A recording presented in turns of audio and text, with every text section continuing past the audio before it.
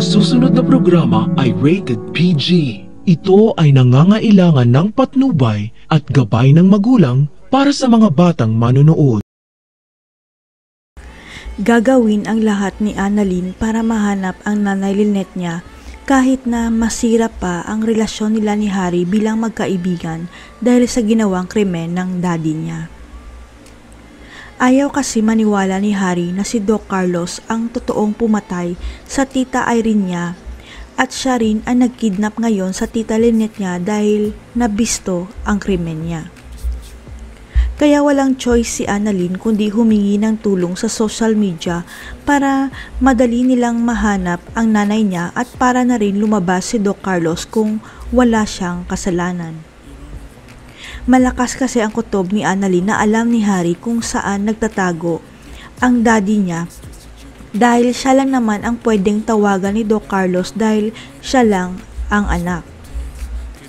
Mas lalong lumakas ang pakiramdam ni Annalyn na makikipagkita si Harry sa daddy niya nang mabisto siya ni Regan kaya lang nakatakas si Harry kaya wala ng lead si Annalyn.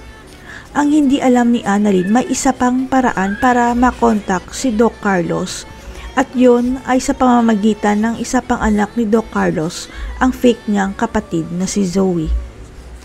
Ang hindi alam ni Annalyn, kinompronta ni Doc Lyndon si Zoe na sabihin na nito ang katotohanan na hindi siya tunay na tanyag dahil si Carlos ang tunay niyang ama. Ayon kasi kay Doc Lyndon, siguradong malalantad ang sikreto ni Zoe sa oras na mahuli si Doc Carlos dahil sasabihin ni Carlos sa mga pulis na siya ang totoong ama ni Zoe.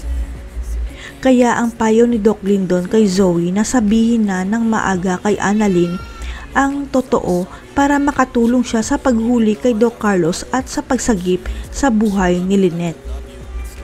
Pero nagmamatigas pa rin si Zoe dahil ayaw niyang malantad ang sikreto nila ni Carlos dahil masisira ang buhay niya at mas gugustuhin pa niya na malaman ito ni Annalyn sa iba. Kaya walang choice si Doc Lyndon kundi ibunyag na lang ang katotohanan kay Annalyn para masagip nila si Lynette dahil baka huli na ang lahat kung hindi pa siya kikilos. Malakas kasi ang kutob ni Doc Lyndon na alam ni Zoe kung saan nagtatago ngayon si Doc Carlos. Kaya gagamitin niya si Zoe bilang anak ni Carlos para sumuko na si Carlos. Pero bago gawin ni Doc Lyndon ang plano niya, kailangan muna niyang sabihin kay Annalyn ang nalalaman niya na matutulungan sila ni Zoe dahil anak rin siya ni Doc Carlos. Si Zoe kaya ang magiging susi para masagip si Lynette at mahuli si Doc Carlos. Mapapatawad kaya ni Annalyn at Doc RJ si Zoe dahil siya ang rason kaya nasagip si Lynette? Abangan.